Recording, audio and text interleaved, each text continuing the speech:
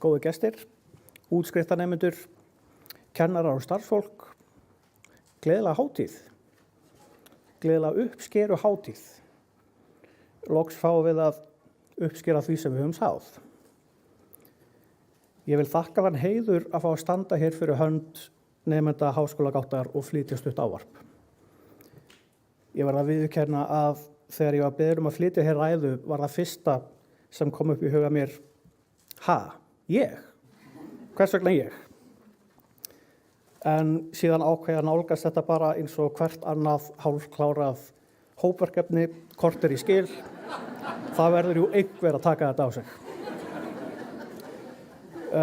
Þegar ég hóf vegferð mína í háskólagáttinni var mér fljótt ljóst að það er ekkert til sem heitir hinn hefðbundni háskólagáttarnemi. Yngsti nemandinn á fyrstu staðlátunni hafði verið kannski 6-7 ára gamall þegar að síðasta vídeólegan lokaði á meðan að sessunutum minn var 7 ára gamall þegar RÚV hóf að senda út í lit. Einhver hafði flostað úr námi, annar tekið sér hlé og einhver þegar búið með stúdentina var bara aðeins að taka smá upprifjun áður en lengra væri haldið. En öll áttu við þó eitt sameiginlegt markmið og það var að fagna hér með ykkur í dag. En þetta var ógeðslega erfitt.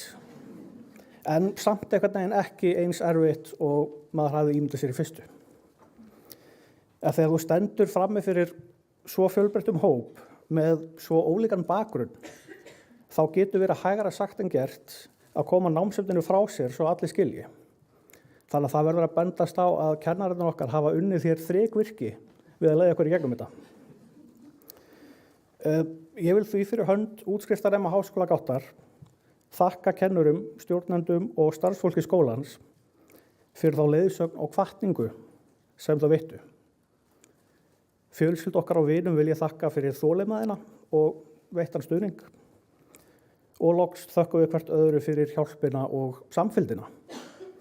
Mér langar að enda þetta á orðum sem oft eru eignuð rithöfundunum George Eliot. Það er aldrei of seint að verða það sem þú hefðir geta orðið. Til hamingju, takk fyrir.